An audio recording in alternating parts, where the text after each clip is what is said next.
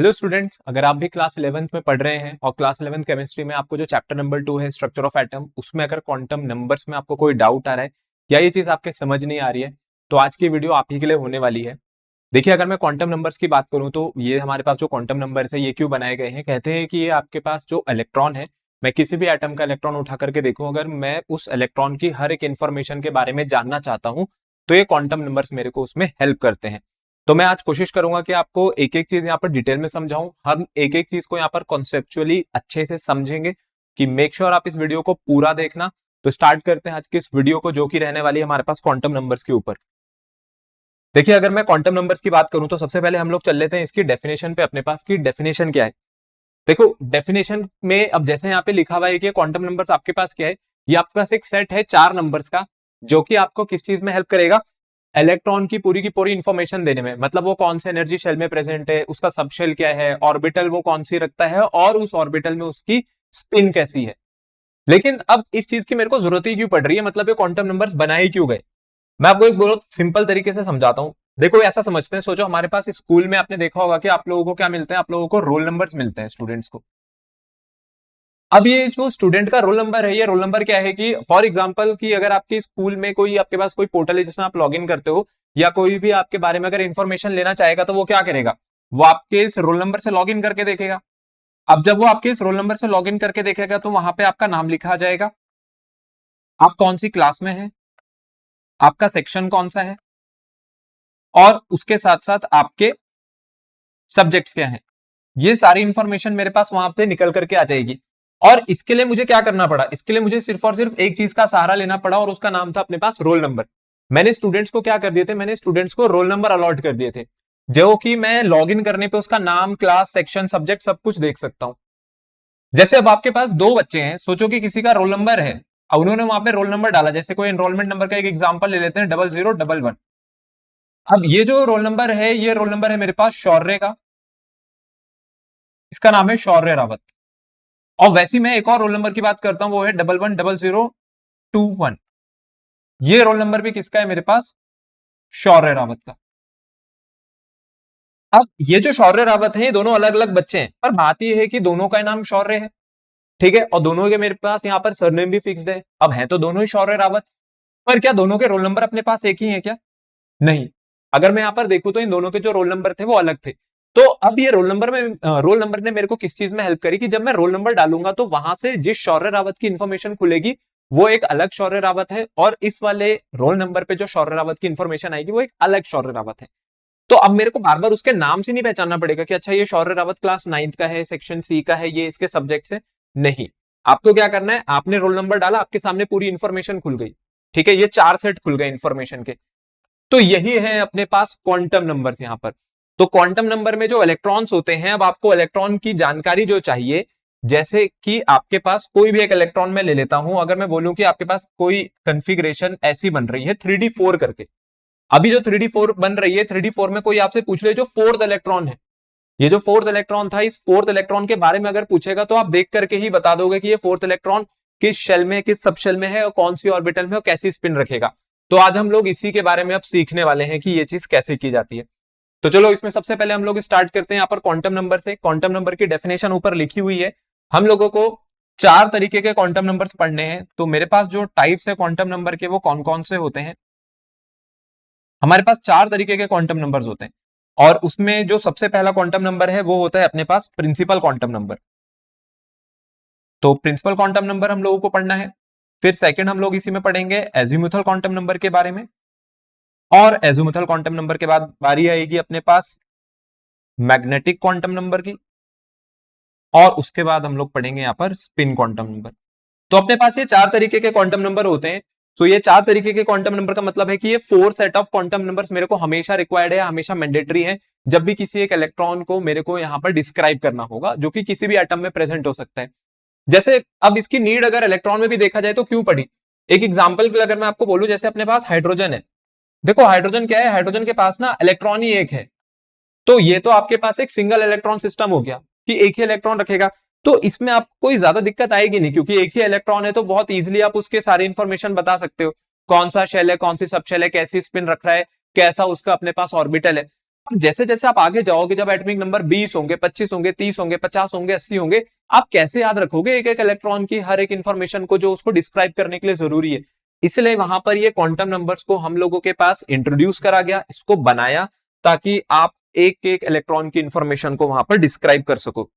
तो चलो स्टार्ट करते हैं आज के सबसे पहले क्वांटम नंबर से, जो कि रहने वाला है अपने पास प्रिंसिपल क्वांटम नंबर। देखो आपके पास जो प्रिंसिपल क्वांटम नंबर है, प्रिंसिपल क्वांटम नंबर क्या करता है, ये प्रिंसिपल क्वांटम नंबर का काम है, ये आपको बताएगा कि मेरे पास जो इलेक्ट्रॉन है वो कौन से एनर्जी शेल में प्रेजेंट है। देखो एनर्जी शेल की मैं बात कर देता हूं। एनर्जी शेल का जो अपने पास पूरा का पूरा कॉन्सेप्ट है वो 3D में चल रहा है अब ये चीजें, ठीक है। अब हम लोग इसको 2D में नहीं देखेंगे। देखो पहली बात तो आपको ध्यान रखना है कि अपने पास जो 2D एटॉमिक मॉडल है, हम लोग 2D एटॉमिक मॉडल की बात नहीं कर रहे हैं, हम 3 डायमेंशनल एटॉमिक मॉडल की बात कर रहे हैं, जहां पर ऑर्बिटल्स हैं। यहां पर इलेक्ट्रॉन ऑर्बिटल्स में प्रेजेंट है, ना कि ऑर्बिट में। ये जो 2D मॉडल था अपने पास एटम का, वो इलेक्ट्रॉन को बताता था कि इलेक्ट्रॉन आपके पास ऑर्बिट में होता है। ऑर्बिट कैसा है, 2 डायमेंशनल सर्कुलर रीजन है, बट ऑर्बिटल्स नहीं है, ठीक है। ऑर्बिटल्स की हम लोग बात करेंगे, ऑर्बिटल्स कैसी होती है। तो ये जो ऑर्बिट है ये 2D का कॉन्सेप्ट है, और ऑर्बिटल्स जो है अपने पास वो 3D का कॉन्सेप्ट है। इसलिए यहाँ पर एनर्जी शेल की बात हो रही है। तो देखो यहाँ पे सबसे पहले जो प्रिंसिपल क्वांटम नंबर आया आपके पास, वो प्रिंसिपल क्वांटम नंबर आपको किसके बारे में बताएगा कि इलेक्ट्रॉन मेरे पास किस पर्टिकुलर एनर्जी शेल में यहाँ पर प्रेजेंट था। अब अगर हाइड्रोजन की बात करी जाए, तो हाइड्रोजन में जो आपके पास एन की वैल्यू है, हाइड्रोजन के लिए, हाइड्रोजन के पास सिर्फ और सिर्फ एक ही एनर्जी शेल होता है। तो हाइड्रोजन के लिए तो एन की वैल्यू सिर्फ और सिर्फ 1 रहने वाली है, मतलब फर्स्ट एनर्जी शेल। लेकिन ये सभी के लिए 1 नहीं रहेगी। इसको हम लोगों ने किस तरीके से बांट रखा है, अगर एन की वैल्यू 1 है तो इसको हम कहते हैं first shell, first energy shell. तो उसके लिए प्रिंसिपल क्वांटम नंबर कितना हो गया अपने पास, 1, एन इक्वल्स टू 1। तो प्रिंसिपल क्वांटम नंबर को हम लोग किससे डिनोट करते हैं, हम लोग इसको डिनोट करते हैं यहाँ पर स्मॉल एन से। सबसे पहली बात तो आपको ये ध्यान रखनी है, स्मॉल एन का मतलब हो गया प्रिंसिपल क्वांटम नंबर। फिर दूसरी जो जरूरी चीज है यहाँ पर वो ये है कि इसकी वैल्यू स्टार्ट कहां से होती है। तो आपको ध्यान रखना है कि जो प्रिंसिपल क्वांटम नंबर है, इसकी जो वैल्यूज है, इसकी वैल्यूज अपने पास स्टार्ट होंगी 1 से, ठीक है, और 1 से फिर सो ऑन आगे की तरफ जाती है। मींस इसमें अपने पास सिर्फ इंटीग्रल वैल्यूज ही हम लोगों को लेनी है, 1 2 3 4 एंड सो ऑन। ये हो गई अपने पास प्रिंसिपल क्वांटम नंबर की वैल्यूज। तो इसको ध्यान रहे, इसको कोई जीरो से स्टार्ट नहीं करेगा, कोई अपने पास जीरो लेवल का एनर्जी शेल नहीं होता है, फर्स्ट एनर्जी शेल से शुरू करेंगे। तो फर्स्ट शेल पे जो मैंने आपको कहा कि फर्स्ट शेल पे मेरे पास क्या होगा, एन की वैल्यू 1 होगी, तो इसका मतलब है पहला शेल। अब इसको क्या नाम दिया गया, इसको बोला गया कि ये अपने पास के शेल है, तो फर्स्ट शेल का नाम रख दिया के। फिर एन की वैल्यू जो आएगी मेरे पास, अगली एन की वैल्यू क्या आएगी अब 2, फिर एन की वैल्यू 3 आएगी, और उसके बाद एन की वैल्यू 4 आएगी, एंड सो ऑन, ऐसी कर करके हम लोग आगे बढ़ते चले जाएंगे। तो ये बन जाएगा अपने पास एल शेल। और ध्यान रहे, इसको के एल एम एन ही बोला जाएगा, इसको कोई अपनी मर्जी से एबीसीडी नहीं लिखेगा, क्योंकि हमारे पास स्टैंडर्ड टर्म्स है जो कि हमेशा से ही यूज होती आई है, और इसको आपको के एल एम एन ही करना है। ये नहीं कि आपने अपनी मर्जी से क्या करा कि एन की वैल्यू 1 है, बुक में के लिखा है तो मैं तो ए लिखूंगा, इसको एबीसीडी करके लिखूंगा, इसे नहीं करना है। ये आपके पास स्टैंडर्ड एनर्जी शेल्स के नेम है, उसके सिंबल्स है, उसके नाम है, जिनको ऐसे ही लिखा जाता है और ऐसे ही पढ़ा जाता है। इसको बनाया क्यों गया, देखो इसका पहला काम तो क्या था, ये इसका पहला काम है कि ये आपको किस चीज के बारे में बताएगा कि इलेक्ट्रॉन आपके पास कौन से एनर्जी शेल में प्रेजेंट है। दूसरी बात है कि अब वो जो इलेक्ट्रॉन है, उस इलेक्ट्रॉन की अपने पास जो डिस्टेंस है न्यूक्लियस से वो कितनी है।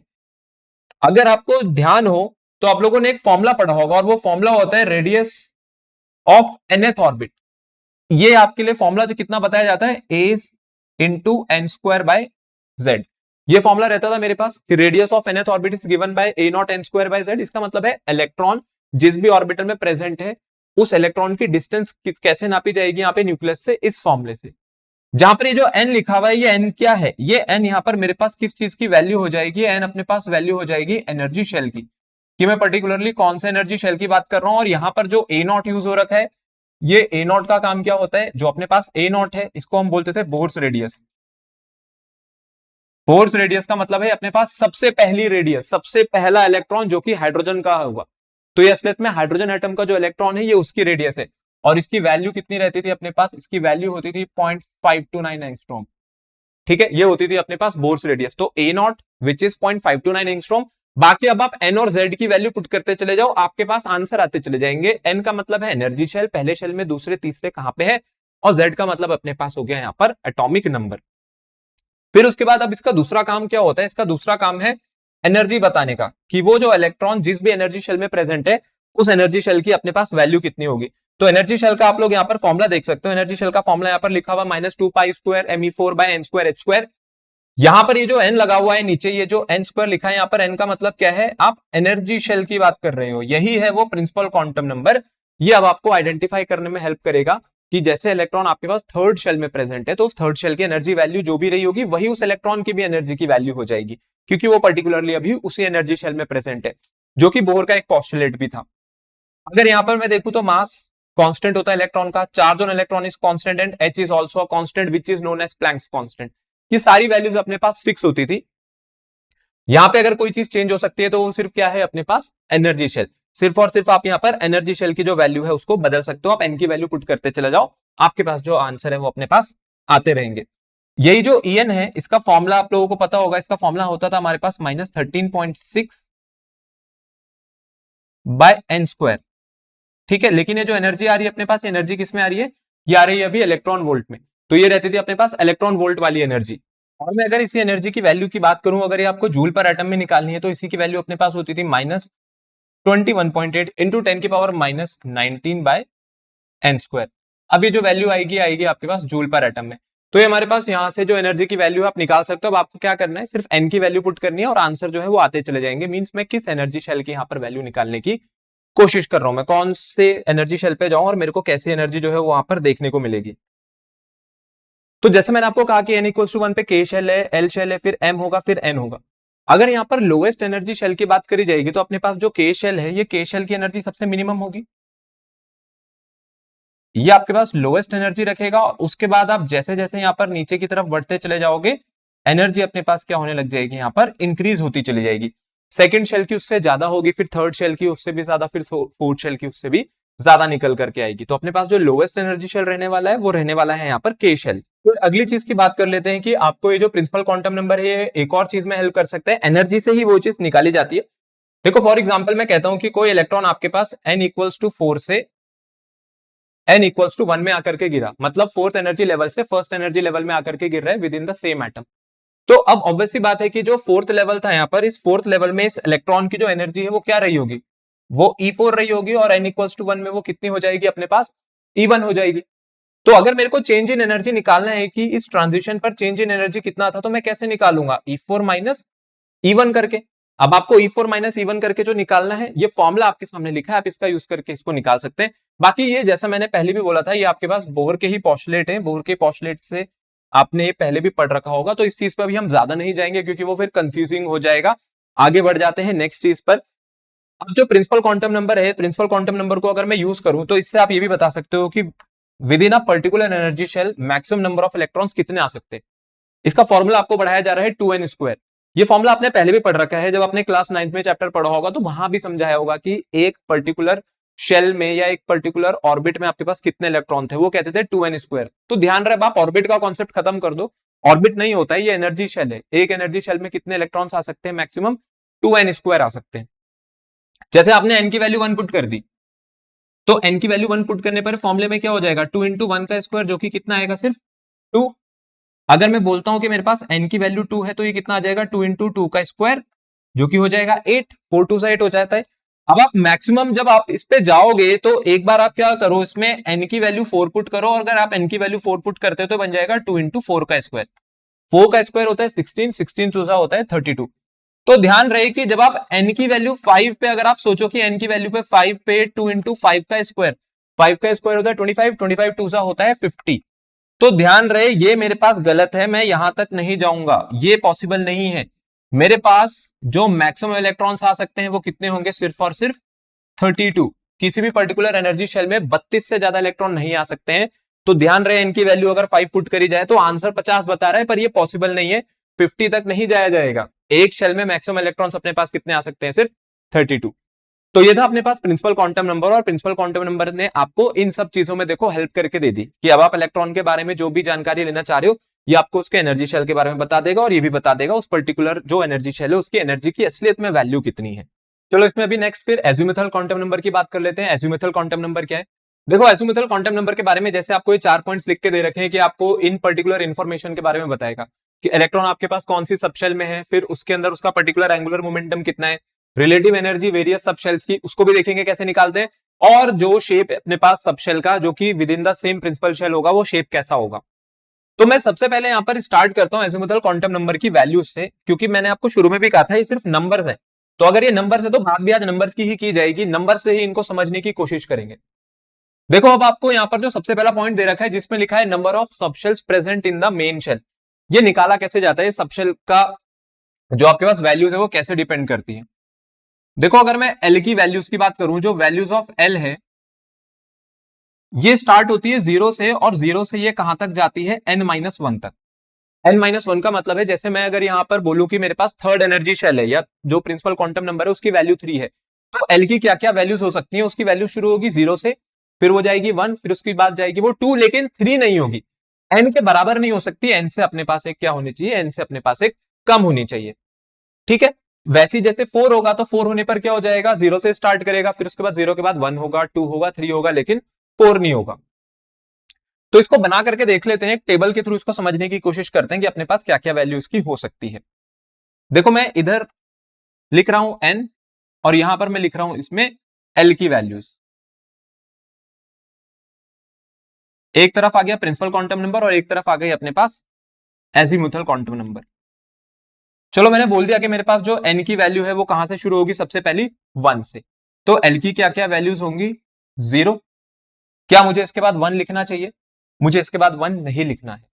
जब n की वैल्यू 1 होगी तो l की वैल्यू 0 से स्टार्ट होगी, लेकिन उसके बाद मैं 1 नहीं लिखूंगा, क्योंकि ये कहां पर रुक जाती है, ये n-1 पे रुक जाती है, n के बराबर तो होती नहीं है।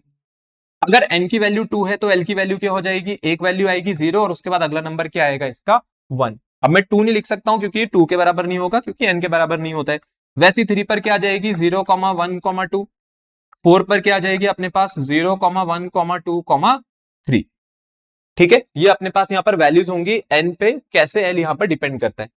देखो अब जो l की यहां पर वैल्यूज निकल करके आई है ना, 0 फिर 1 फिर 0, 1, 2 फिर 0, 1, 2, 3, ये क्या है, ये आपको बता रहा है कि जो पहला शेल है मेरे पास, पहले शेल में कितनी सबशेल प्रेजेंट है, सिर्फ एक सबशेल।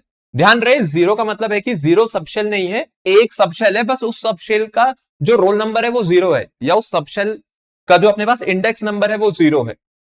तो पहला शेल n इक्वल्स टू 1 पे, फर्स्ट शेल में अगर मैं बात करूं तो मेरे पास first shell n equals to 1 का मतलब था फर्स्ट शेल। फर्स्ट शेल में कितनी सबशेल है, यहां पर एक सबशेल है। फिर वैसे ही उसके बाद जब मैं सेकंड शेल में पहुंचा, सेकंड एनर्जी शेल में कितने इंडेक्स नंबर आए मेरे पास, 2 इंडेक्स नंबर आए, तो इसका मतलब कितने सबशेल्स हैं, यहां पर 2 सबशेल्स हैं। फिर उसके बाद 3 इंडेक्स नंबर आ रहे हैं तो 3 सबशेल्स हो जाएंगी, और उसके बाद फोर्थ जो एनर्जी शेल है उसमें कितनी सबशेल्स हो जाएंगे, टोटल 4 सबशेल्स। तो क्या मैं कह सकता हूं कि जो नंबर ऑफ सबशेल्स हैं present in a particular energy shell वो किसके इक्वल होती है, वो n की वैल्यू के ही इक्वल होती है। क्योंकि जब फर्स्ट शेल है, फर्स्ट शेल मतलब 1, फर्स्ट शेल है तो कितनी सबशेल है, एक ही है। 2 जो आपके पास दूसरी शेल है उसमें कितनी सबशेल्स है, 2, तो तीसरे में 3 होंगी, चौथे में 4 होंगी। अब आ जाते हैं नेम ऑफ सबशेल्स पे कि इनको नेम कैसे दिया गया। तो नंबर ऑफ सबशेल्स देखो मैंने बता दी, अब नेम पे आ जाते हैं, इनको नेम कैसे दिया गया है। तो आप लोग एक चीज यहां पर ध्यान रखना, अब मैं नीचे जो टेबल बनाने जा रहा हूं, मैं नीचे जो टेबल बनाऊंगा वहां पर मैं लिख देता हूं वैल्यू ऑफ एल, और वैल्यू ऑफ एल के नीचे मैं लिख देता हूं नेम ऑफ सबशेल, कि एल की किस वैल्यू पर उस पर्टिकुलर सबशेल का क्या नाम होगा। चलो स्टार्ट करते हैं इसको। सबसे पहले अपने पास जो वैल्यू आई थी वो क्या थी, यहां पर एल की सबसे पहली वैल्यू 0 है, तो 0 पर कौन सी सबशेल होगी मेरे पास, इसका नाम होता है एस। फिर उसके बाद आपने बोला कि इसकी एक वैल्यू 1 भी हो सकती है, तो 1 पे क्या होती है, 1 पे होती है अपने पास पी। फिर इसके बाद बात करते हैं 2, अगर इसका इंडेक्स नंबर 2 है तो उस पे क्या आएगी अपने पास डी, और अगर इसका इंडेक्स नंबर है 3 तो 3 पर अपने पास क्या आएगी, 3 पर आएगी अपने पास एफ। तो इसका मतलब जो पहली शेल थी, पहली शेल में सिर्फ कौन सी सबशेल प्रेजेंट है मेरे पास, यहां पर प्रेजेंट है मेरे पास सिर्फ और सिर्फ एस सबशेल। जो सेकंड शेल है, सेकंड शेल में कितनी सबशेल्स हैं, 2, तो कौन कौन सी हो गई, वो एक हो गई एस और एक हो गई पी, क्योंकि 0 वाली का नाम एस है और 1 वाली पे इंडेक्स नंबर पे नाम कितना है पी। 3 जो कि थर्ड शेल था, वहां पे क्या क्या आ जाएंगी, वहां पे आ जाएंगी एस पी और डी, और फोर्थ में आ जाएगी आपके पास एस पी डी, और उसी के साथ साथ यहाँ पर एफ सबशेल भी आपको देखने को मिलेंगी। तो ये होता है अपने पास नंबर ऑफ सबशेल्स बताने का तरीका, जो कि खुद किस पे डिपेंड कर रहा है, आपके पास प्रिंसिपल क्वांटम नंबर पे। तो इसकी वैल्यू, जो एल की वैल्यू है वो एन पे डिपेंड करती है, प्रिंसिपल क्वांटम नंबर पे अपने पास डिपेंड करती है। और ये है आपके पास पूरी एक समरी की कैसे हम लोगों ने वो नंबर ऑफ सबशेल्स निकाले, कैसे उसका जो है नाम हम लोग आइडेंटिफाई कर सकते हैं। अब मैं आपको इसका फंक्शन बता देता हूं। जैसे आपके पास फर्स्ट शेल है, ठीक है, अगर मैं बोलूं फर्स्ट शेल है तो उसमें कितनी सबशेल है, सिर्फ एक सबशेल है।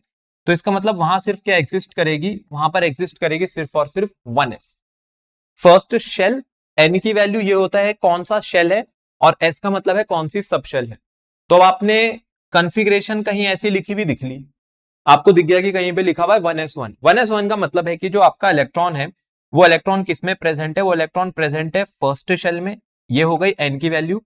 कौन सी सबशेल में प्रेजेंट है, एल सबशेल में। अब जो चीज इसके बाद बची है वो बची है ऑर्बिटल, कि कौन सी ऑर्बिटल में है, मतलब ओरिएंटेशन कैसी होगी भाई उस ऑर्बिटल की, और इसकी स्पिन कैसी होगी, जिसके बारे में हम अभी आगे देखेंगे। आगे जाकर के मैग्नेटिक और स्पिन क्वांटम नंबर आएगा। आ जाते हैं इसके दूसरे पॉइंट पर, जो कि one of the most important चीज है, यहां से कॉम्पिटेटिव में कई बार क्वेश्चन पूछे जा चुके हैं। देखो ध्यान रहे कि आपके पास जो एंगुलर मोमेंटम है, एंगुलर मोमेंटम निकालने के लिए आपको कौन हेल्प करता है, एंगुलर मोमेंटम निकालने के लिए आपको हेल्प करता है एजीमुथल क्वांटम नंबर। एक यहाँ पर मिस्टेक है, ये इलेक्शन नहीं है, ये इलेक्ट्रॉन है, तो ये चुनाव का नाम यहाँ पे क्यों लिखा है मुझे भी नहीं पता। तो एंगुलर मोमेंटम जो लिखा था वो इलेक्ट्रॉन का, ना कि इलेक्शन का। इलेक्शन का कौन सा एंगुलर मोमेंटम होगा। तो एंगुलर मोमेंटम की हम लोग बात कर लेते हैं कि किसी भी पर्टिकुलर सबशेल में जो इलेक्ट्रॉन प्रेजेंट है उसका एंगुलर मोमेंटम का क्या फॉर्मुला होता है अपने पास। देखो एंगुलर मोमेंटम का जो फॉर्मुला रहता है अपने पास वो होता है under root l, l plus 1 into h upon 2 pi. जहां पर एल क्या है, एल का मतलब है एजीमुथल क्वांटम नंबर, मतलब कौन सी सबशेल में है इलेक्ट्रॉन। अगर इलेक्ट्रॉन आपकी थर्ड सबशेल में है, एक एग्जांपल के लिए अगर वो आपके पास थर्ड सबशेल में है, तो इसका मतलब क्या हो सकता है, थर्ड सबशेल का मतलब है कि उसके लिए जो वैल्यू है इंडेक्स नंबर की वो 3 थी। तो 3 पे अपने पास कौन सी सबशेल होती है, एफ। तो एस में होगा, अगर एस सबशेल में होगा तो एस सबशेल में आप एल की वैल्यू 0 पुट कर देना। पी सबशेल में होगा तो एल की जगह 1 पुट कर देना। डी होगा तो 2, वैसी एफ होगा तो यहाँ पर आप 3 पुट कर देना। तो ऐसे आप क्या कर सकते हो, ऐसे आप यहाँ पर एंगुलर मोमेंटम निकाल सकते हो।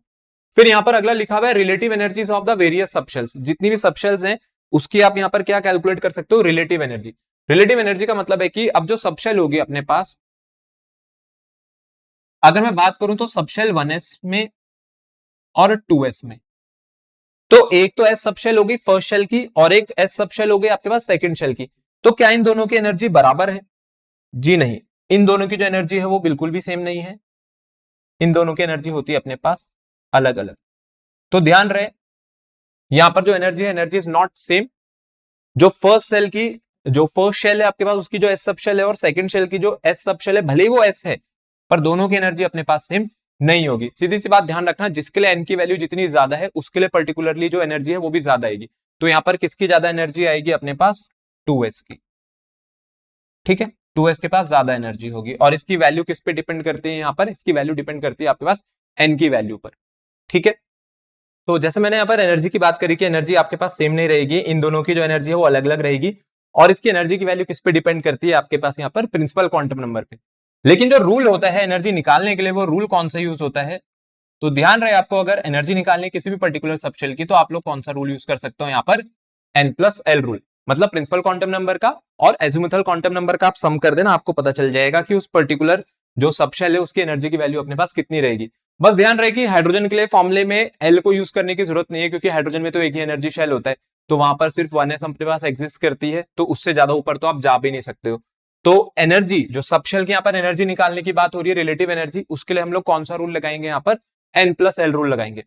अब आ जाते हैं फोर्थ पर, जो कि सबसे इंपॉर्टेंट एक चीज लिखी हुई है कि the shapes of the various subshells present within the same principal shell. असलियत में ये क्या है कि आपको यहाँ पर जो सबशेल है उसकी शेप बताने की यहाँ पर बात कर रहे हैं, कि इससे हम लोग क्या कर सकते हैं, इससे हम लोग शेप आइडेंटिफाई कर सकते हैं। देखो ये जो प्रिंसिपल क्वांटम नंबर है इसकी शुरुआत क्यों हुई थी, इसकी शुरुआत हुई थी हमारे पास जो स्पेक्ट्रल लाइंस होती है, स्पेक्ट्रल लाइंस की स्प्लिटिंग के कारण। ठीक है, ये अभी आपके पास आगे मैग्नेटिक क्वांटम नंबर में भी आएगा, तो उसको तब और अच्छे से समझेंगे। पहले यहाँ पर बात कर लेते हैं सबशेल में जो नाम है ना एस, ये क्यों है। देखो आप ध्यान रखना, यहाँ पर जो एस है, इस एस का मतलब होता है अपने पास शार्प। फिर इसके बाद आ रहा है अपने पास पी। पी का मतलब यहाँ पर क्या होता है, पी का मतलब होता है अपने पास प्रिंसिपल। तो ये क्या है, ये ना अपने पास एक तरीके से इनिशियल लेटर्स हैं। किसके इनिशियल लेटर्स हैं, ये स्पेक्ट्रल लाइंस हैं, ये स्पेक्ट्रल लाइंस की इनिशियल लेटर्स की, वो स्पेक्ट्रल लाइंस कैसी है, शार्प। तो कहां की होगी वो, फिर एस सब शेल का इलेक्ट्रॉन है जिसकी शार्प इलेक्ट्रल लाइंस है। फिर प्रिंसिपल स्पेक्ट्रल लाइंस के लिए जो यूज हो रहा है, इसका मतलब है कि पी सब शेल का इलेक्ट्रॉन है। फिर पी के बाद अगर मैं बात करूं डी की, तो डी का मतलब होता था यहां पर डिफ्यूज्ड, तो ये डिफ्यूज्ड का इनिशियल उठाया गया है। और वैसे जो अपने पास एफ होता है, एफ का मतलब होता है अपने पास फंडामेंटल। तो ये कहां से आया है, पूरा का पूरा कॉन्सेप्ट ये आया है आपके पास स्पेक्ट्रल लाइन से।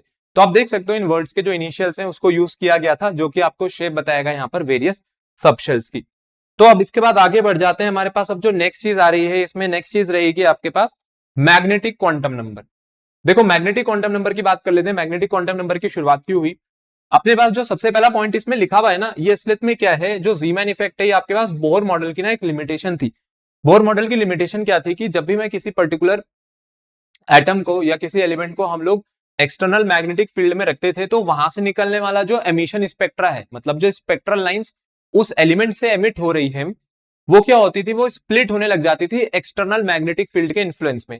पर इस चीज को क्या कर सकते थे, इस चीज को समझाया नहीं जा सकता था जब तक कि हम लोगों ने ये चीज नहीं आइडेंटिफाई करी कि जो इलेक्ट्रॉन उसके अंदर प्रेजेंट है, उस इलेक्ट्रॉन की अपनी खुद की कोई स्पिन है और उस इलेक्ट्रॉन की कोई ओरिएंटेशन है उस स्पेस में, जिसके कारण ये मैग्नेटिक फील्ड लाइंस क्या हो रही हैं, स्प्लिट हो रही हैं। वो स्पेक्ट्रल लाइन से जो है अपने पास वो स्प्लिट हो रही हैं। और किस में स्प्लिट हो रही है, एक्सटर्नल मैग्नेटिक फील्ड में। इसी को हम लोग जीमैन इफेक्ट भी कहते हैं। तो इसके लिए क्या बोला गया, इसके लिए बोला गया कि अपने पास जो इलेक्ट्रॉन है ना, वो इलेक्ट्रॉन भले ही चाहे आपके पास सेम सबशेल में हो, भले ही चाहे सेम सबशेल का इलेक्ट्रॉन है जो कि किसी पर्टिकुलर एनर्जी शेल में रहा होगा, पर जरूरी नहीं है कि उसकी जो ओरिएंटेशन है वो सबशेल में सेम ही रहे। देखो कैसे, इसके लिए सबसे पहले तो मैं बात करता हूं वैल्यूज ऑफ एम की, तब उसके बाद और अच्छे से इसको समझेंगे। ये जो वैल्यूज ऑफ एम है, ये किस पे डिपेंड करती है, डिपेंड करती है वैल्यू ऑफ एल पे। इसकी शुरुआत होती है अपने पास माइनस एल, माइनस एल के बाद ये जाती है प्लस एल तक इंक्लूडिंग जीरो। तो मतलब मुझे सिर्फ इंटीग्रल वैल्यूज ही चाहिए, पर माइनस एल से मैं प्लस एल तक जाऊंगा, पर जीरो को इंक्लूड करूंगा। देखो अब इसके लिए भी टेबल बना लेते हैं यहां पर अपने पास कि एल की वैल्यूज पर किसी पर्टिकुलर एम की कितनी वैल्यूज अपने पास हो सकती हैं। तो एल का मतलब आप लोग जानते हो, एल का मतलब यहां पर क्या है, एल का मतलब है एजिमुथल क्वांटम नंबर। अगर मैं एल की बात करूं जीरो, सबसे पहला एजिमुथल क्वांटम नंबर जीरो था, एस सबशेल। यहां पर एम की वैल्यू भी कितनी आएगी अपने पास, जीरो, क्योंकि इसमें कोई माइनस जीरो प्लस जीरो तो होगा नहीं। अगली एल की वैल्यू कितनी होगी मेरे पास, वन। तो यहां पर क्या क्या आ सकता है, magnetic quantum number minus one आ सकता है, जीरो आ सकता है, प्लस वन आ सकता है। मतलब तीन ओरिएंटेशन हो सकती है। कहां हो सकती है तीन ओरिएंटेशन, आपके पास सेकंड सबशेल में, जो कि होती है अपने पास पी सबशेल। जीरो का मतलब क्या है, जीरो का मतलब है एस सबशेल, वन का मतलब है अपने पास पी सबशेल। अब आ जाते हैं नेक्स्ट, एल की वैल्यू अगर टू है, तो टू का मतलब है कौन सी सबशेल है मेरे पास, यहां पर रहेगी अपने पास डी सबशेल। तो क्या क्या वैल्यूज आएंगी, माइनस टू, माइनस वन, फिर जीरो भी इंक्लूड करना पड़ेगा हमें, और प्लस वन और प्लस टू। फिर डी के बाद क्या आएगा, डी के बाद आएगा एफ। एफ पे क्या रहेगी वैल्यू यहां पर सबशेल की, थ्री। तो minus three, minus two, minus one, zero, plus one, plus two, और कहां तक जाएगा ये प्लस थ्री तक। ये अपने पास वैल्यूज हो गई एम की। तो अब आप यहां पर देख लो भाई कितनी कितनी वैल्यूज निकल करके आई हैं। एस सबशेल में एम की कितनी वैल्यू है, एक वैल्यू है। ध्यान रहे ये वैल्यू जीरो नहीं है, मैंने पहले भी बताई है, उसका इंडेक्स नंबर है जीरो। तो एक नंबर तो आ रहा है ना, इसका मतलब है कि एस सबशेल में कितनी ऑर्बिटल्स हैं, सिर्फ एक ऑर्बिटल। फिर मेरे पास पी है, पी में कितने इंडेक्स नंबर निकाले हम लोगों ने, तीन निकाले। तो पी में कितनी होंगी ऑर्बिटल्स टोटल, तीन। तो पी सबशेल में अपने पास तीन ऑर्बिटल आ गए। फिर भाई अपने पास डी भी है, तो डी में टोटल कितनी ऑर्बिटल्स देखने को मिल रही है मेरे को, यहां पर देखने को मिल रही है पांच ऑर्बिटल्स। तो ठीक है, पांच हो गई, और वैसे ही अब अगले में हो गई यहां पर टोटल सात ऑर्बिटल्स। ठीक है, एस में एक, पी में तीन, डी में पांच, और एफ में वैसे ही सात ऑर्बिटल्स। अब आ जाते हैं कि ये जो ऑर्बिटल्स यहां पर निकाली गई हैं, इनके नाम क्या क्या रखे हुए हैं। देखो मैं नाम की बात करता हूं, अगर आप देखोगे एस में, तो एस में कितनी ऑर्बिटल है, जो एस सबशेल है उसमें सिर्फ एक ही ऑर्बिटल है, तो वहां पर तो एस ही रहेगा वो, क्योंकि उसके आगे मैं कुछ और नहीं लगाऊंगा। लेकिन जो तीन ऑर्बिटल्स हैं, ये तीन ऑर्बिटल किसकी आ रही है, ये तीन ऑर्बिटल आ रही है आपके पास पी की। तो पी की जो तीन ऑर्बिटल्स हैं, एक का नाम होता है पी एक्स, एक होती है पी वाई, और एक होती है अपने पास पी जेड। वैसी जो डी है, डी की पांच ऑर्बिटल्स है, d x y, d y z, d z x, d x square minus y square, और डी जेड स्क्वायर। ठीक है, इनकी शेप्स भी हमारे सिलेबस में है, इनकी शेप्स को भी अगर मैं कंसिडर करूं तो इनकी शेप्स को अभी हम लोग यहाँ पर पढ़ेंगे नहीं, क्योंकि उसके कारण क्या है कि उसके कारण फिर वीडियो काफी लंबी हो जाएगी। फिर अगर पढ़ेंगे तो उसको पर्टिकुलरली एक अलग वीडियो में पढ़ेंगे, पूरा डिटेल में बताऊंगा। बाकी एफ की आपको जरूरत नहीं पड़ेगी, एफ के बारे में हम लोग पढ़ते नहीं क्योंकि इनका कॉम्प्लिकेटेड शेप होता है। तो p x p y p z, फिर d x y d y z, z x x square minus y square, और वैसे ही डी जेड स्क्वायर। तो डी में 5 आ गई, पी में 3 आ गई, एस में 1 होती है। तो ये था अपने पास मैग्नेटिक क्वांटम नंबर, जिसने क्या करा, मैग्नेटिक क्वांटम नंबर ने बताया कि आपके पास जो इलेक्ट्रॉन, एक एग्जांपल आपको यहां पर दे देता हूं, एक एग्जांपल के लिए अपने पास जो पी है, पी कहां से शुरू होगा, पी शुरू होता है पहली बार सेकंड शेल से। ठीक है, सेकंड शेल से क्यों शुरू होता है, अभी इसकी भी बात करते हैं कि सेकंड शेल से क्यों शुरू होता है। चलो पहले खैर इसी पर आ जाते हैं कि अपने पास ये एसपीडी जो है ये किस तरीके से काम करते हैं, कैसे शुरू होंगे। देखो अब आपको पता है कि अगर मैंने एन की वैल्यू 1 रखी, तो एन की वैल्यू 1 रखने का मतलब है कि एल की क्या क्या वैल्यूज हो सकती हैं, सिर्फ 0, क्योंकि ये कहां से कहां तक जाता है, 0 से जाता है अपने पास n-1 तक। तो ऑब्वियसली बात है अगली वैल्यू में 1 तो नहीं लिख सकता। तो पहले शेल में कितनी सब शेल है, पहले शेल में सिर्फ एक सब शेल, और वो कौन सी है, एस। ठीक है, और कितनी ऑर्बिटल होती है यहां पर, अगर मैं एम की भी बात कर दूं तो एम की क्या क्या वैल्यूज होंगी, एम की वैल्यू होगी 0, तो एक ही ऑर्बिटल है, कौन सी है, सिर्फ 1s। फिर हम लोग अगली चीज की बात कर लेते हैं यहां पर। अगर मैं नेक्स्ट चीज की बात करूं तो देखो अपने पास अगली चीज क्या रहने वाली है यहां पे, अगर मैं बात करूं एन की वैल्यू 1 है, तो उसके बाद अब अगली एन की वैल्यू क्या होगी, 2। एन की वैल्यू 2 होने पर एल की क्या क्या वैल्यूज है, 0 से शुरू करेगा और 0 के बाद फिर एक अगली वैल्यू 1 आएगी, बस मैं 2 तक नहीं जाऊंगा। तो सेकेंड शेल में 2 सब शेल है, एक तो 0 है, एक 1 है। फिर इसके बाद अगर मैं बात करूं तो यहां पर क्या रहेगा, अगली वैल्यू आएगी आपके पास मैग्नेटिक क्वांटम नंबर की। मैग्नेटिक क्वांटम नंबर को हम लोग डिनोट करते हैं स्मॉल एम से। मैग्नेटिक क्वांटम नंबर की क्या क्या वैल्यूज आ सकती हैं, इसकी वैल्यू एक तो आएगी आपके पास जो 0 है। ठीक है, मैग्नेटिक क्वांटम नंबर की वैल्यू खुद किस पे डिपेंड करती है, आपके पास एजिमुथल क्वांटम नंबर पे। तो 0 के लिए एक तो 0 ही आएगी, और 1 की वजह से क्या आएगी, 1 की वजह से एक बार आएगी -1, फिर 0 और एक आएगी +1। तो देखो यहां पर क्या क्या एग्जिस्ट कर रही है, एक तो मेरे को यहां पर दिख रहा है कि जो 0 है इसकी वजह से तो एक बार क्या बनेगा, सेकंड शेल है, और सेकंड शेल में कौन सी है, ये एस सब शेल है, और ये कौन सी है, पी सब शेल। तो एस सब शेल में कितनी ऑर्बिटल्स हैं टोटल, एक। तो पहले लिखते हैं प्रिंसिपल क्वांटम नंबर शेल, उसके बाद सब शेल, एक ही लिखूंगा 2s। फिर उसके बाद देखेंगे तो अब ये जो 1 था, इस 1 की वजह से कितनी वैल्यूज आई थी, मतलब पी सब शेल में टोटल कितनी ऑर्बिटल्स हैं, 3। तो क्या ये सेकंड शेल की पी है, हाँ ये सेकंड शेल की पी है, तो 2p। लेकिन अब यहां तो 3 है ना, तो यहां पर क्या है, यहां पर एक 2px भी यहां पर 2py भी है, और यहां पर 2pz भी है ना, तीनों रहेंगी, px भी रहेगी, py भी रहेगी, pz भी रहेगी, 2px 2py 2pz। और वैसे ही अगर आप एक और बार आगे बढ़ जाते, अगर आप बोलोगे कि n की वैल्यू 3 है, तो l की क्या क्या वैल्यूज हो सकती है, l की वैल्यू 0 भी हो सकती है, 1 भी हो सकती है, और 2 भी हो सकती है, बस 3 तक नहीं जाएगी। यहां पे क्या आएगा, यहाँ पे s है, फिर यहाँ पे p है, और अब आगे आपके पास d सब शेल भी आ गई। m की वैल्यूज किस पे डिपेंड करती थी, m की वैल्यूज डिपेंड करती थी खुद l पर। तो अगर मैं s सब शेल के लिए देखूं तो 0, ठीक है, क्योंकि m की वैल्यू कहां से कहां तक जाती है, -l से +l तक इंक्लूडिंग 0। फिर m की जो वैल्यू है, अब m की वैल्यूज यहां पर कुछ और अगर मैं देखूं तो वो किसके हिसाब से आएंगी, p के हिसाब से, कि जो आपके पास p सब शेल है उसके अंदर कितनी ऑर्बिटल्स हैं भाई, -1 0 +1, यही होंगी वैल्यूज, -1 से +1 तक, -l से +l। फिर उसके बाद अब कौन बच गया, d। ठीक है, डी वाली सबशेल में क्या क्या ऑर्बिटल्स आएंगी, डी वाली सबशेल में कौन कौन सी ऑर्बिटल होंगी, -2 से +2 जाएंगे, -2 -1 0 +1 और +2। अब इनके नाम लिखते हैं। देखो अब आप थर्ड पे हो, तो थर्ड शेल में एस सब शेल में कितनी ऑर्बिटल है, एक, 3s। थर्ड शेल में पी सब शेल में कितनी ऑर्बिटल्स हैं टोटल, 3। कौन कौन सी होंगी, 3px 3py और वैसे ही 3pz। और लास्ट क्या बच गया मेरे पास, थर्ड शेल में डी सब शेल में कितनी ऑर्बिटल्स हैं टोटल, 5। कौन कौन सी हो जाएंगी अपने पास, यहां पर हो जाएगी 3dxy, फिर वैसे ही 3dyz, फिर 3dzx, फिर 3dx² माइनस y² और 3dz²। ये रहेंगे अपने पास टोटल यहां पर रहने वाली 5 ऑर्बिटल्स। तो ये होता है अपने पास पूरा का पूरा इसका कॉन्सेप्ट, क्योंकि अब हम 3 क्वांटम नंबर्स पढ़ चुके थे। तो देखो अब क्वांटम नंबर्स ने आपको कितनी ज्यादा हेल्प कर दी। अब मैं आपको एक रैंडमली एक कॉन्फ़िगरेशन बोलता हूं। सोचो अपने पास आपको कोई कॉन्फ़िगरेशन दे रखी है, वहां पे लिखा है 4s2 3d7। ठीक है, ये हो गया मेरे पास कॉन्फ़िगरेशन जिसमें पहले आर्गन पूरी भर चुकी है 4s2 3d7।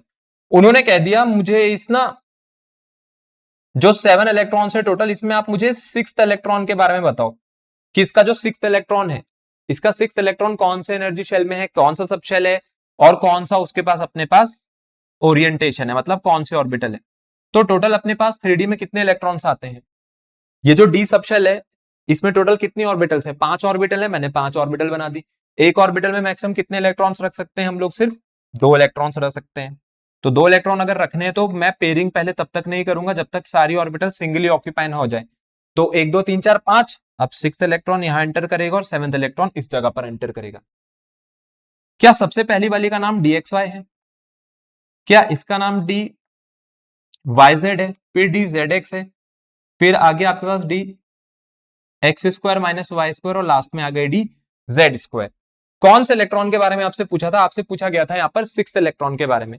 मुझे बताओ मैंने 6th इलेक्ट्रॉन कहां पर एंटर करवाया था, क्या मैंने 6th इलेक्ट्रॉन 1 2 3 4 5 और 6, क्या मैंने 6th इलेक्ट्रॉन यहां एंटर कराया था DXY में।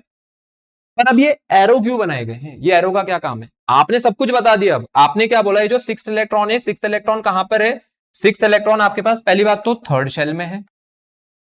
तो ठीक है, ये बात बिल्कुल सही है, 3rd शेल में है। फिर कौन सी सबशेल में है, अपने का ये डी सबशेल में है, ये भी सही हो गया। ये आ गया आपके पास डी सबशेल में, लेकिन कौन सी ऑर्बिटल में है डी की, ये आपके पास डी सबशेल की कौन सी ऑर्बिटल में है, DXY। ठीक है, ये बात भी बिल्कुल सही है। मतलब ये लास्ट क्या बचा है, ये लास्ट ये अप एरो और ये डाउन एरो क्यों बनाए गए हैं, ये असलियत में स्पिन इलेक्ट्रॉन्स की। और अब इसी को हम लोग पढ़ने जा रहे हैं हमारे नेक्स्ट क्वांटम नंबर में, जिसका नाम है स्पिन क्वांटम नंबर। देखो अब ये स्पिन क्वांटम नंबर क्या था। अभी तक आप लोगों को लग रहा होगा कि जो इलेक्ट्रॉन है, इलेक्ट्रॉन क्या करता है, सिर्फ और सिर्फ न्यूक्लियस के अराउंड चक्कर ही लगाता रहता है। लेकिन जैसे हमारी अर्थ है, अर्थ क्या करती है, सन के अराउंड रिवॉल्व तो करती है बट रोटेट भी करती है अपनी एक्सिस पर। और जब भी कोई बॉडी रोटेशनल मोशन करती है तो रोटेशनल मोशन से क्या होता है, स्पिन अगर वो करेगी तो उससे एक एंगुलर मोमेंटम जनरेट होता है। और ये जो इलेक्ट्रॉन है ये भी एंगुलर मोमेंटम जनरेट करता है और उसके साथ साथ ये स्पिन कर रहा है अपनी एक्सिस पर। और इसी के कारण हमें एक नया क्वांटम नंबर बनाना पड़ा जिसका नाम था spin quantum number. Spin quantum number को देखो जो डिनोट किया जाता है, इसके लिए जो अपने पास सिंबल है वो आप एस भी यूज कर सकते हो और या फिर आप MS भी यूज कर सकते हो। ये दोनों ही अपने पास स्पिन क्वांटम नंबर होते हैं, एस भी स्पिन क्वांटम नंबर और MS भी यहाँ पर स्पिन क्वांटम नंबर है। अगर कोई बॉडी स्पिन करेगी तो उसके पास कितनी स्पिन हो सकती है, उसके पास 2 ही तरीके की स्पिन हो सकती है। अब या तो आपके पास ये जो इलेक्ट्रॉन था, ये इलेक्ट्रॉन क्या करे, ये इलेक्ट्रॉन अपनी एक्सिस पर मैं कहता हूं ये एंटी क्लॉकवाइज घूम जाए, तो या तो ये एंटी क्लॉकवाइज स्पिन रख सकता है, और या फिर ये क्या कर सकता था, ये अपनी एक्सिस पर घूमते हुए कैसी स्पिन रख सकता था, ये क्लॉकवाइज स्पिन रख सकता था। तो मेरे पास जो स्पिन है वो 2 ही तरीके की हो सकती है, या तो वो क्लॉकवाइज होगी या फिर वो एंटी क्लॉकवाइज होगी। तो इसके लिए जो नंबर यहाँ पर डेजिग्नेट करे गए हैं, तो इसका मतलब क्या हो गया, अपने पास जो मैग्नेटिक क्वांटम नंबर था उसके बाद ये जो हम स्पिन क्वांटम नंबर पढ़ रहे हैं, स्पिन क्वांटम नंबर की कितनी वैल्यूज होती हैं, सिर्फ 2, एक होती है +½ और एक होती है -½ मतलब क्लॉकवाइज स्पिन रखेगा या एंटी क्लॉकवाइज स्पिन रखेगा, इसके अलावा स्पिन और किसी तरीके की हो नहीं सकती है। तो क्लॉकवाइज बोलेंगे या फिर एंटी क्लॉकवाइज बोलेंगे। तो अब मैं आपको बताता हूं, अभी हमने पीछे जो इलेक्ट्रॉन इस तरीके से बनाया था, इसका मीनिंग क्या है कि अगर एक इलेक्ट्रॉन उस ऑर्बिटल का क्लॉकवाइज स्पिन रख रहा है तो दूसरा कैसी स्पिन रखेगा, यहां पर एंटी क्लॉकवाइज स्पिन। अब आपने ये भी बता दिया, लो अब तो पूरी कहानी खत्म हो गई इलेक्ट्रॉन की, कि वो शेल, सब शेल, ऑर्बिटल और स्पिन कैसी रखेगा, ये तक हमें पता चल गया। तो अब हमने कुछ नहीं छोड़ा। तो इतनी एक इंफॉर्मेशन अगर हम किसी को भी देते तो वो हम लोगों को सब कुछ बता देगा उस इलेक्ट्रॉन के बारे में, सब शेल, शेल, ऑर्बिटल और उसके साथ साथ उसका अपने पास स्पिन कैसे रहने वाली है। अब जो स्पिन की यहां पर बात हो रही है, ये स्पिन से हम लोगों ने क्या बोला, ये स्पिन से हम लोगों के पास एक वर्ड यहां पर जनरेट हुआ, एक टर्म आई जिसका नाम था एंगुलर मोमेंटम। जैसे हम लोग लीनियर मोमेंटम की बात करते हैं, अब लीनियर मोमेंटम कहां पर होता है, लीनियर मोमेंटम होता है आपके पास जब आप लीनियर मोशन की बात कर रहे होते हो, ठीक है। लेकिन अगर कोई बॉडी यहां पर रोटेट कर रही है, कोई रोटेशनल मोशन है, तो या अपने पास स्पिन कर रही है बॉडी, तो वहां पर कैसा मोमेंटम रहेगा, मेरे पास एंगुलर मोमेंटम रहेगा। और एंगुलर मोमेंटम की जो वैल्यू है वो भी मेरे को निकालनी होगी। अभी हम लोगों ने एंगुलर मोमेंटम निकालना सीखा था, जिसके लिए आपको जो फॉर्मुला पढ़ाया गया था, वो फॉर्मुला क्या था अपने पास, वो फॉर्मुला था एंगुलर मोमेंटम का √L L+1 into h/2 pi। तो angular momentum of an electron present in a subshell within a energy shell, उसका formula √L L+1 h/2 pi है। यहाँ पर L क्या है, यहाँ पर L आपके पास एजीमुथल क्वांटम नंबर था। लेकिन अब बात कर लेते हैं ये जो स्पिन क्वांटम नंबर है, यहां से आपके पास एंगुलर मोमेंटम का फॉर्मूला क्या रहता है। तो यहां से अपने पास जो एंगुलर मोमेंटम का फॉर्मूला होता है वो रहेगा S+1 into h/2 pi। ठीक है, जो h/2 pi यहाँ पर लिखेंगे वो रूट में नहीं रहेगा, उससे बाहर ही लिखते हैं h/2 pi। तो ये क्या हो गया, ये हो गया फॉर एन इलेक्ट्रॉन जिसकी आपको यहाँ पर स्पिन नोन है, और स्पिन की वैल्यू आपको पता है अभी, या तो स्पिन मेरे पास +½ होगी या फिर -½ होगी। ठीक है, तो उसकी वैल्यू ऑब्वियसली बात है 1/2 ही पुट करनी पड़ेगी, मैं नेगेटिव पुट नहीं कर सकता, नहीं तो अंडर रूट कैसे सॉल्व करोगे आप। तो यहां पर अपने पास अब जो वैल्यू निकल करके आएगी यहां से वो एस की वैल्यू 1/2 रहेगी। आप पुट कर दो, आपको पता चल जाएगा स्पिन क्वांटम नंबर के अकॉर्डिंग एंगुलर मोमेंटम कितना निकल करके आ रहा है, और एक एंगुलर मोमेंटम क्या था मेरे पास वहां पर, वो एजीमुथल क्वांटम नंबर वाला था। तो ये थे अपने पास वो सभी क्वांटम नंबर्स जो कि मेरे को जरूरी होते हैं किसी भी एक इलेक्ट्रॉन को पूरी तरीके से डिस्क्राइब करने में, जो कि किसी भी एटम के अंदर अपने पास प्रेजेंट रहता है। तो जैसा कि हम लोगों ने अभी तक इसमें काफी सारी चीजें पढ़ ली हैं, अब एक इसमें अच्छा हाँ, एक चीज अपने पास रह गई थी कि वो है मैक्सिमम नंबर ऑफ इलेक्ट्रॉन्स जो कि एक ऑर्बिटल में आ सकते हैं। ठीक है, ऑर्बिटल्स की बात करते हैं।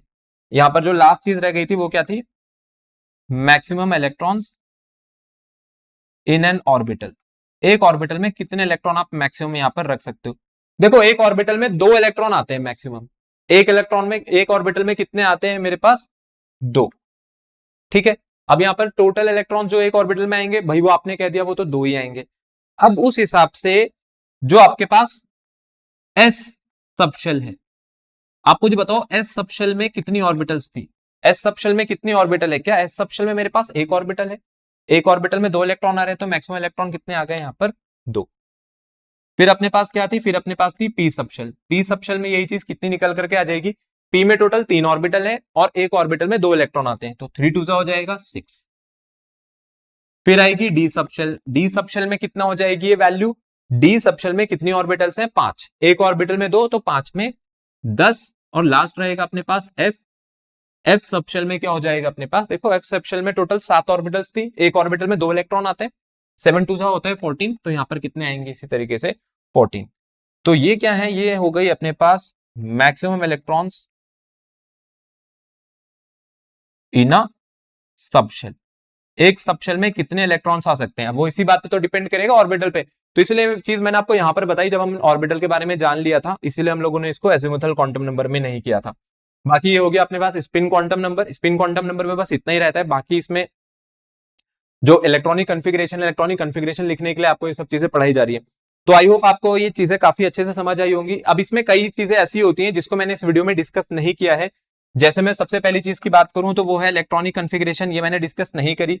यहां पर हम लोग बात करते हैं नोडल प्लेन्स की, ये जितने भी ऑर्बिटल्स हैं इन सभी के कुछ नोडल प्लेन्स होते हैं, तो इसके बारे में मैंने यहाँ पर नहीं बताया क्योंकि उसके लिए स्पेसिफिकली पहले हम लोग पढ़ेंगे ऑर्बिटल्स को, तब मैं आपको नोडल प्लेन और नोड्स के बारे में समझाऊंगा, तो उसी वीडियो में हम लोग इस चीज को कवर करेंगे। तो ये था आज की इस वीडियो में आप लोगों के लिए क्वांटम नंबर्स का एक पूरा डिटेल्ड डिस्क्रिप्शन। यहाँ पर मैंने कोशिश करी कि आपको एक एक चीज यहाँ पर पूरी डेप्थ में समझाऊं अच्छे तरीके से। बाकी आप लोग इसके ऊपर काफी सारे क्वेश्चंस हैं, आप प्रैक्टिस कर सकते हैं, आपको आपकी बुक में ही मिल जाएंगे, जो कि क्वेश्चंस अपने पास सीधा सीधा जेईई मेंस में पूछे जाते हैं, जहां पर आपके पास कुछ इस तरीके से क्वेश्चंस होते हैं। आपको क्या दे रखा होगा, आपको दे रखा होगा एक सेट, आपसे पूछा होगा करेक्ट या इनकरेक्ट क्वांटम नंबर्स का सेट। तो ये चीजें या ये क्वेश्चंस आप खुद से जरूर प्रैक्टिस करना, अगर मेरे से कुछ मिस हो गया होगा तो आप मुझे बता सकते हैं। बाकी हम लोग नेक्स्ट वीडियो में कवर करेंगे ऑर्बिटल्स के बारे में।